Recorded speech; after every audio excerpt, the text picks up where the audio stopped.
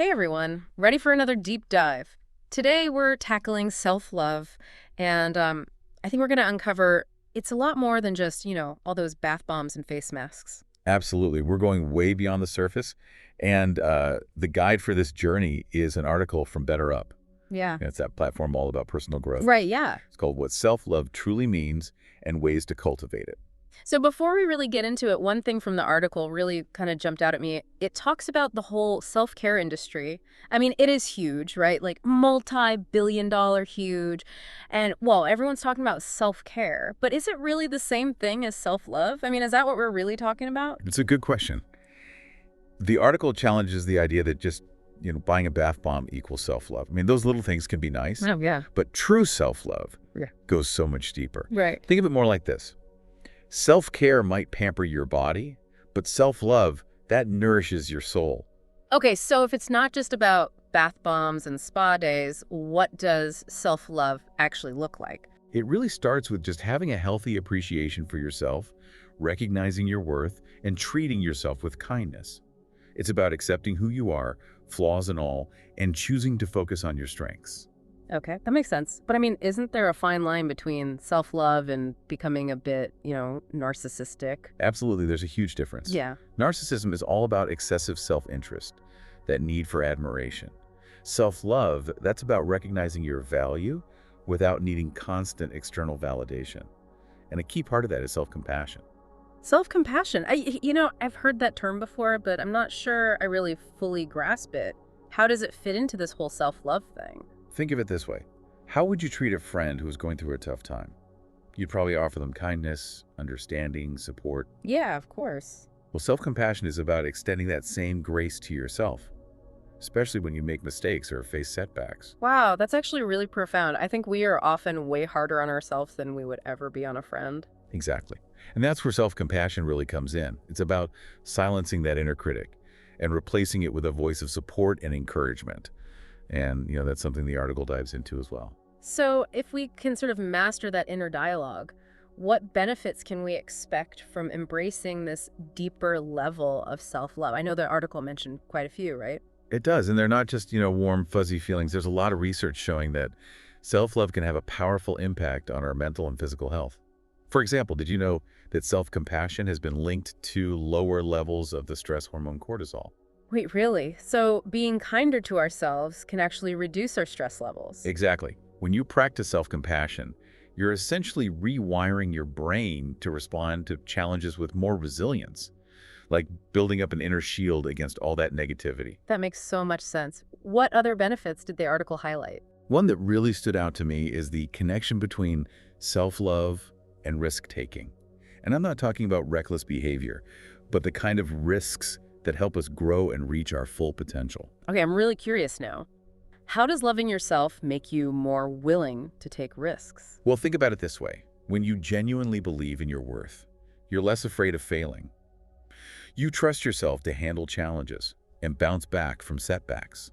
And that self-trust, that gives you the courage to step outside your comfort zone and pursue opportunities that might have seemed scary before.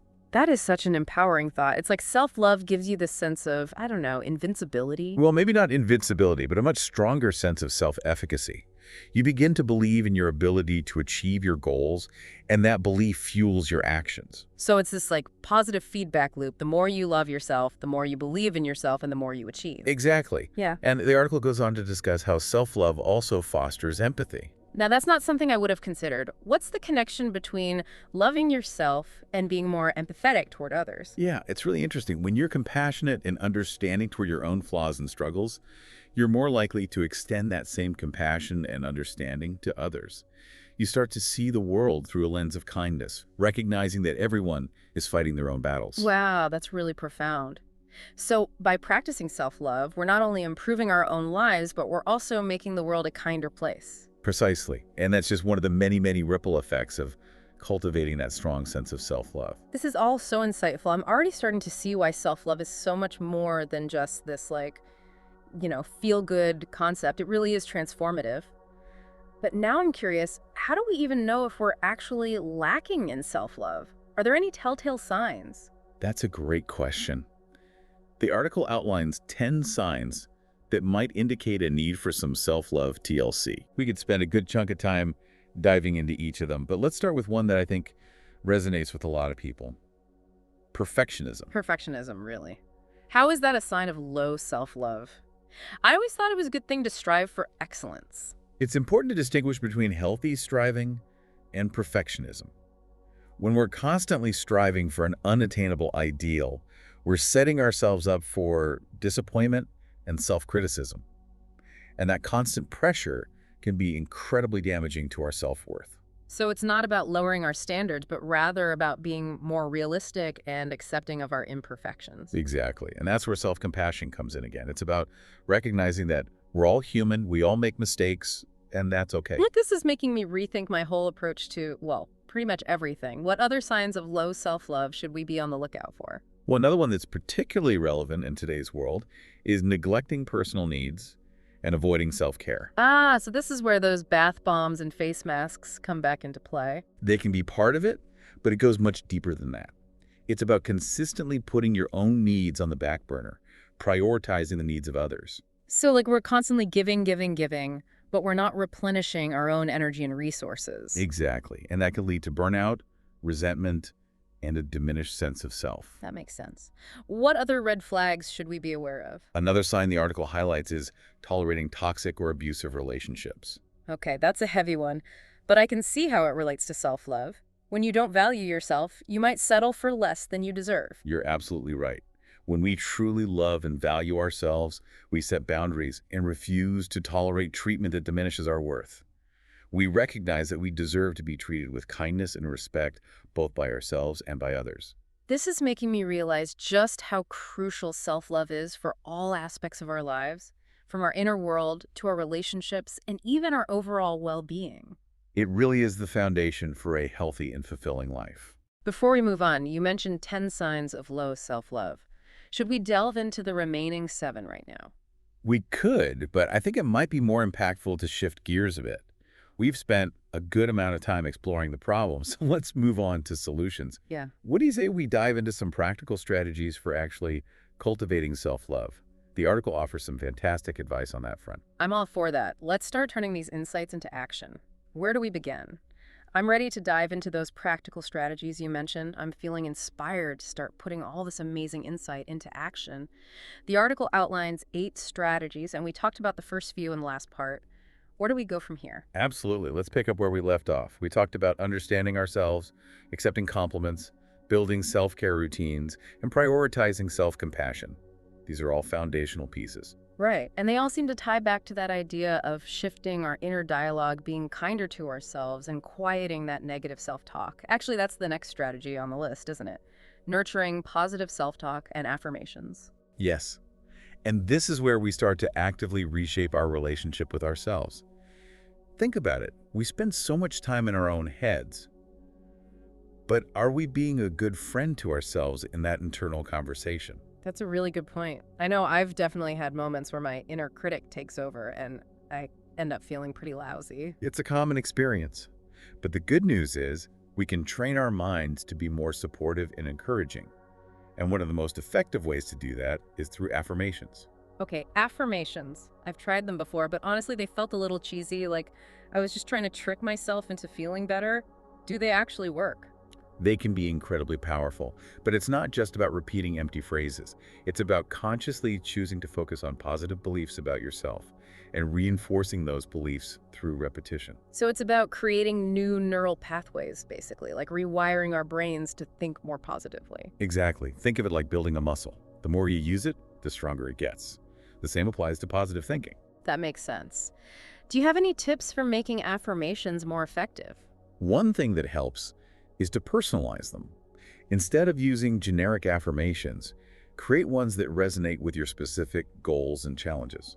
So, for example, if I'm struggling with self-doubt, I might create an affirmation like, I am capable and worthy of success. Exactly. It's powerful because it directly addresses the negative belief you're trying to overcome. And the more you repeat it, the more you'll start to internalize that message. Okay, I'm starting to see how this can be really helpful. What's next on the list of strategies? The article encourages us to embrace our uniqueness. Now that one sounds fun. I think we all have that inner desire to feel special and accepted for who we truly are. Absolutely. And it's so easy to get caught up in comparing ourselves to others, especially in the age of social media. We start to feel like we need to fit in, be like everyone else, and that can really stifle our self-expression. It's like we're trying to squeeze ourselves into a mold that doesn't fit. Exactly. And the article challenges us to break free from that mold and embrace what makes us unique. But how do we actually do that? Especially when it feels like everyone's trying to be the same. It starts with recognizing and appreciating your own strengths, talents, and quirks. What are the things that make you, why you? So it's about identifying those qualities that set us apart. Yes. And then it's about finding ways to express those qualities in our lives. Maybe it's through a creative hobby, the way we dress, the work we do, or the relationships we cultivate. It's like giving ourselves permission to be our most authentic selves. Precisely. And when we embrace our uniqueness, we radiate a confidence and magnetism that attracts the right people and opportunities into our lives. We stop trying to fit in and start standing out in a way that feels good. Okay, I'm loving this. What's the next strategy the article suggests? This one can be a bit more challenging for some people. It's practice gratitude for your body. I can see how that might be tough, especially with all the pressure to look a certain way. It's hard to feel grateful for your body when you're constantly bombarded with images of so-called perfection. It's true. We live in a culture that's obsessed with physical appearance. But the article reminds us that our bodies are incredible gifts that allow us to experience life in all its richness. So how do we shift our focus from criticism to appreciation? One powerful practice is to start a body gratitude journal. Take a few moments each day to write down things you appreciate about your body, no matter how small. So instead of focusing on what we don't like, we focus on what we do. Like, I'm grateful for my strong legs that allow me to go for walks, or I'm thankful for my hands that allow me to play music. Exactly. It's about recognizing all the amazing things your body does for you, from breathing to moving to feeling sensations. That's a really beautiful way to look at it. What's the final strategy on the list? The last one is something we've touched on a few times already. It's set and enforce healthy boundaries. This is where self-love gets real, right? It's about protecting our time, energy, and emotional well-being. Absolutely. Boundaries are essential for self-care and for maintaining healthy relationships. But setting boundaries can be so difficult, especially for people pleasers like me. Any advice on how to get better at it? It takes practice, but it starts with recognizing your own needs and limits. What are your non-negotiables? What are the things that drain your energy or make you feel resentful? Once you've identified those things, then it's about communicating them clearly to others. Exactly. And it's important to be assertive and consistent. Don't be afraid to say no to things that don't align with your values or priorities. It sounds like setting boundaries is really an act of self-respect. It absolutely is. And it's a powerful way to show yourself that you're worthy of being treated with care and consideration. This has been such an insightful discussion on cultivating self-love. I'm feeling so inspired to put all these strategies into practice. Me too. And remember, it's a journey, not a destination. There will be days when it feels easier than others, and that's okay. The key is to be patient with yourself and keep coming back to these practices. It's like anything else in life, the more we practice, the better we get. And speaking of practice, is there anything else in the article that we haven't touched on yet? So as we wrap up this deep dive into self-love, is there anything else from the Better Up article that we haven't covered? Yeah, actually there is. There's one more point I think is important. The article talks about the difference between self-love and self-compassion. They're definitely connected, but there's a subtle difference. Oh, interesting. We've talked a lot about self-compassion, but how does it relate to self-love? It suggests that self-love is more about whether we like ourselves, accepting and appreciating who we are, while self-compassion is more about being kind to ourselves, especially when we mess up or face those challenges. So self-love is acceptance, and self-compassion is like forgiveness. Yeah, that's a great way to put it. And the article suggests that self-compassion can actually help us develop greater self-love. Makes sense. If we can forgive ourselves for our imperfections and treat ourselves kindly, it's got to be easier to accept and love who we are. Exactly. It's like creating a safe and supportive space within ourselves where we can grow without all that judgment. This whole conversation has been a real eye-opener. I came in thinking self-love was all about, bubble baths and indulging myself, but it's so much deeper than that. It's a journey. It's about understanding and accepting ourselves and choosing to treat ourselves with kindness and respect. And it's about realizing that self-love isn't selfish, it's essential. Like they say, you can't pour from an empty cup. Exactly. When we fill ourselves with self-love and compassion, we have so much more to give to others and to the world.